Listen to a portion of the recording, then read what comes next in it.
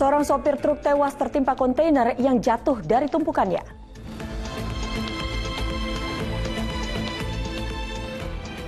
Sesosok bayi perempuan yang dilahirkan di sebuah musola kawasan Depok, Jawa Barat hebohkan warga.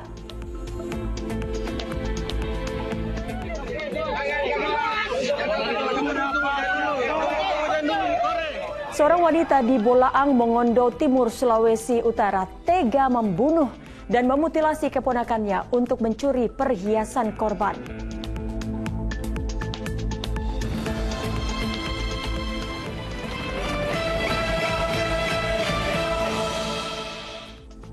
Halo, selamat siang. Bersama saya Utri Farzah. Inilah Patroli selengkapnya.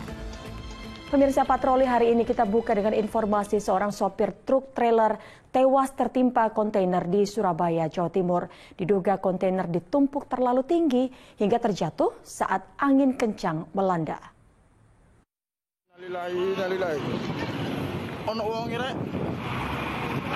Warga seketika panik saat kontainer yang ditumpuk di depo Spil Jalan Teluk Bayur, Surabaya jatuh. Insiden itu menimpa seorang supir truk yang tengah melintas. Waduh, kemburuan iku, Pak. Kemburuan kontainer iki, Pak. Waduh, Mas, ketindihan kontainer. Kejadian berawal saat truk trailer yang dikemudikan korban baru selesai melakukan bongkar muat barang. Diduga tertiup angin kencang, tiba-tiba saja tumpukan kontainer di dekat korban terjatuh lalu menimpanya. Pria itu tewas ketika di lokasi kejadian dengan luka berat di kepala. Kami sedang melakukan pemeriksaan terhadap 5 orang saksi yang mengetahui kejadian tersebut. Dari petugas depo, kemudian petugas keamanan, karyawan, security dan supir. Jasad korban lalu dievakuasi petugas ke RSUD Sutomo, Surabaya untuk segera diserahkan ke pihak keluarga. Selamat Riyadi melaporkan dari Surabaya, Jawa Timur. Seorang pekerja bangunan tewas tertimpa dinding beton sekolah di Kota Banjarmasin, Kalimantan Selatan. Petugas berjibaku mengevakuasi jenazah korban dari reruntuhan beton. Bantuan di SMP 6 orang tertindih, emergensi. Orang masih di bawah. Dengan sangat hati-hati, tim rescue berjibaku untuk mengeluarkan korban dari timbunan dinding beton sekolah yang roboh di Kota Banjarmasin, Kalimantan Selatan. Evakuasi berlangsung sulit karena beton yang keras dan berisi kawat penyangga. Setelah 1 jam, akhirnya jasad korban bisa dikeluarkan. Pria 40 tahun itu tertimpa saat memperbaiki dinding sekolah. Diduga hujan deras dan angin kencang jadi salah satu penyebab dinding roboh. Deras, Bang, hujan tadi. Kelihatan buahnya menggawi bangunan nih. Waktunya deras. Artinya memang ini siang pas waktu hari hujan tuh memang bekerja kan kubuannya nih? Model begawi, Bang. Aparat kepolisian masih menyelidiki kasusnya dengan memintai keterangan sejumlah saksi. Standar prosedur operasi pada pekerja proyek tersebut juga tengah diselidiki. Didi Junaidi melaporkan dari Banjarmasin, Kalimantan Selatan. Temuan sesosok bayi perempuan yang dilahirkan di sebuah musola kawasan Pasir Gunung Selatan, Cimanggis, Depok, Jawa Barat menghebohkan warga. Kini bayi tersebut dirawat di Rumah Sakit Bayangkara Brimob, Kelapa II. Rekaman kamera CCTV mengungkap misteri temuan sesosok bayi di sebuah musola di kawasan Pasir Gunung Selatan, Cimanggis, Kota Depok, Jawa Barat. Seorang wanita melahirkan bayinya di teras musola tak jauh dari tempat berwudu. Yang mencengangkan, usai melahirkan ia lalu membawa sang bayi dan meletakkannya di bawah tangga musola dan meninggalkan buah hatinya itu. Keberadaan bayi mungil itu diketahui saat seorang warga mendengar suara tangisan. Ketika ditemukan, bayi berjenis kelamin perempuan itu lahir dalam kondisi prematur. Setelah wanita tersebut melahirkan dan ditinggalkan begitu saja, dan kemudian masyarakat, seorang masyarakat mendengar tangisan bayi. Ketika ditemukan, bayi masih dalam keadaan hidup, dan namun bayi ditemukan dalam kondisi prematur. Kini bayi tersebut mendapatkan perawatan di Rumah Sakit Bayangkara Brimob, Kelapa II, Kota Depok. Di sisi lain, pihak kepolisian melakukan pengejaran terhadap ibu sang bayi yang tega meninggalkan buah hatinya usai dilahirkan. Nahyudi melaporkan dari Depok, Jawa Barat. Di informasi lainnya, pemirsa, seorang wanita di Bolaang, Mongondo Timur, Sulawesi Utara tega menghabisi nyawa keponakannya. Sang bibi bahkan tega memutilasi korban untuk menguasai perhiasannya.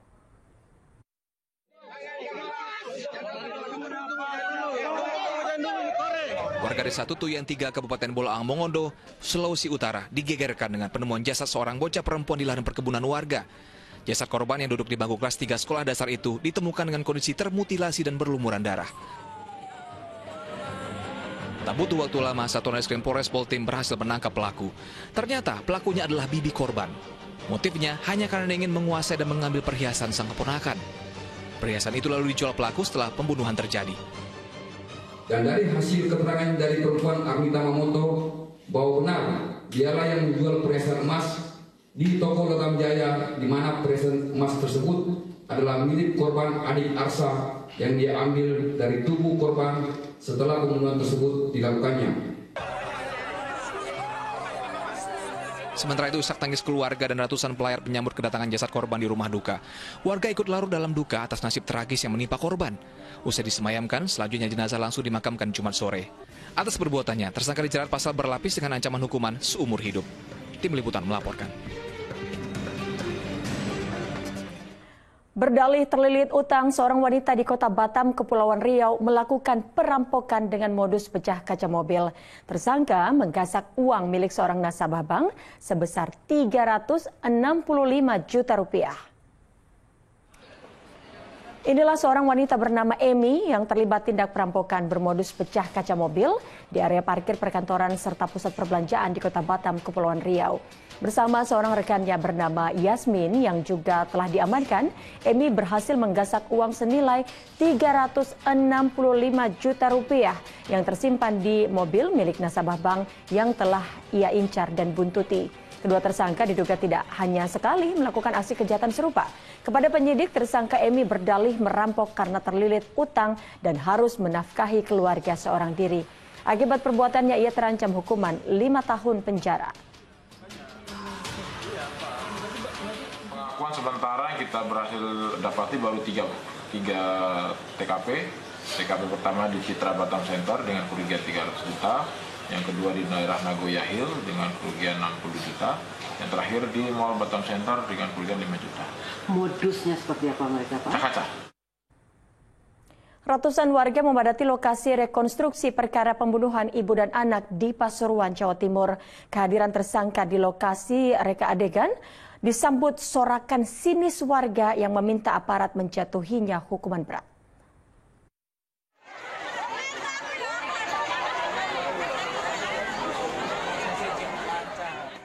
Ratusan warga memadati lokasi rekonstruksi perkara pembunuhan ibu dan anak di Jalan Imam Bonjol, Kelurahan Bugulor, Kecamatan Panggung Rejo, Pasuruan, Jawa Timur.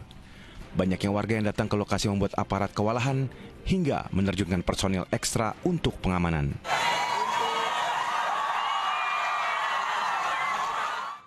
Kedatangan tersangka Muji Slamet disambut sorak-sorai dan cacian warga. Mereka kesal lantaran tersangka membunuh tetangganya hanya karena perkara bisnis dan ingin menguasai harta korban. HOT tersangka jadi sasaran amuk massa. Proses reka 120 adegan pembunuhan mendapat pengawalan ketat dari aparat gabungan Polres Pasuruan. Dari hasil reka adegan terungkap fakta baru bahwa tersangka terbukti menganiaya kedua korban yang berusia 54 tahun serta 13 tahun hingga meninggal dunia. Fakta baru yang ditemukan ternyata terhadap korban anak, dia melakukan pemukulan lebih dari 3 kali. Kemudian melakukan pemukulan terhadap si Husnul Fatimah ini sebanyak 3 kali. Usai rekonstruksi, tersangka dikembalikan ke tahanan Mapores Pasuruan. Dalam proses tersebut, ratusan warga terus berteriak dan meminta tersangka dijatuhi hukuman mati. Pembunuhan terhadap ibu dan anak tersebut terjadi pada 30 Desember 2023. Jenazah korban ditemukan salah seorang anggota keluarga dan warga di dalam rumah dengan sejumlah luka bekas penganiayaan. Dandi Argafur melaporkan dari Pasuruan, Jawa Timur. Kesal anak kecanduan judi online, seorang ibu laporkan anaknya ke polisi. Informasi selengkapnya kami hadirkan sesaat lagi.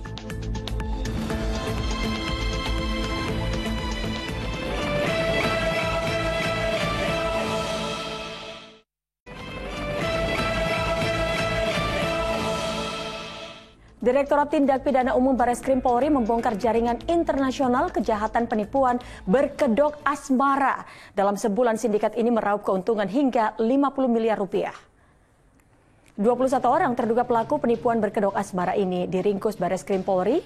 Mereka dibekuk di 2 kamar sebuah apartemen di kawasan Jakarta Barat pada 17 Januari lalu. Para terduga pelaku yang terdiri dari 19 warga negara Indonesia dan 2 warga negara asing itu memanfaatkan beberapa aplikasi kencan dengan tampilan foto menarik.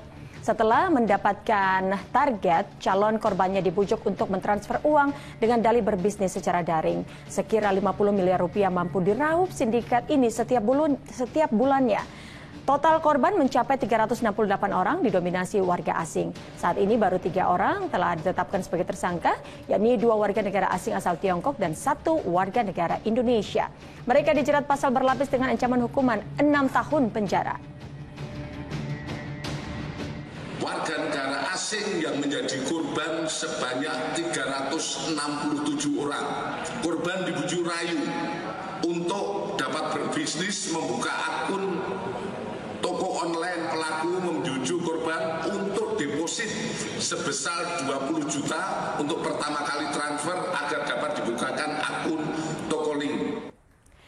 Sat Narkoba Polrestabes Surabaya meringkus 2 pengedar narkoba jenis sabu-sabu yang akan dikirim ke Bali. 6,3 kg sabu-sabu dan lebih dari 10.000 butir pil ekstasi disita polisi. Sebanyak 6,3 kg sabu-sabu dan lebih dari 10.000 butir pil ekstasi disita polisi dari 2 pria yang diringkus di area parkir Hotel Tunjungan, Surabaya, Jawa Timur. Kedua jenis narkoba itu sedianya akan diedarkan di wilayah Bali. Sebagian barang bukti ditemukan polisi saat menggeledah sebuah rumah kos salah satu tersangka di Kota Denpasar. Asal-usul narkotika tersebut belum diketahui, sementara polisi masih terus melakukan penyelidikan untuk mengungkap sindikat peredaran narkotika jaringan Jawa Bali.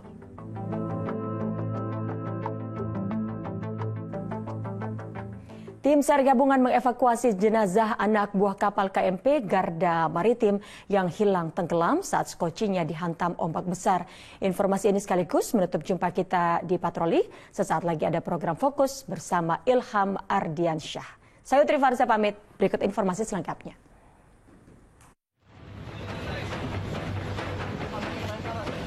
Jasad anak buah kapal KMP Garda Maritim ini berhasil ditemukan tim SAR gabungan setelah 3 hari dicari. Tubuh korban ditemukan sekira 1 km dari lokasi awal kejadian. ABK kapal itu tenggelam karena perahu skoci yang ditumpanginya terbalik akibat dihantam gelombang besar. Saat kejadian, korban dan 2 rekannya keluar hendak berbelanja kebutuhan pribadi ke darat menggunakan kapal skoci. 2 rekannya selamat karena berhasil meraih pelampung. Kejadian kecelakaan kru kapal, anak buah kapal KMP Garda Maritim 5. Jadi pada saat turun menggunakan sepoci kapal di perjalanan di area Pelabuhan Tanjung Api-Api di depan dermaga, kurang lebih di depan dermaga, sepoci tersebut terbalik. Jadi penumpang ada 3 orang, nah yang 2 selamat dan yang 1 ditemukan kondisi meninggal di hari pencarian dari tim Basarnas di hari ketiga. Jenazah korban dibawa ke Rumah Sakit Bayangkara Mohasan Palembang untuk divisum sebelum diberangkatkan ke kampung halamannya di Nusa Tenggara Timur. Muhammad Ardiansyah Putra melaporkan dari Palembang, Sumatera Selatan.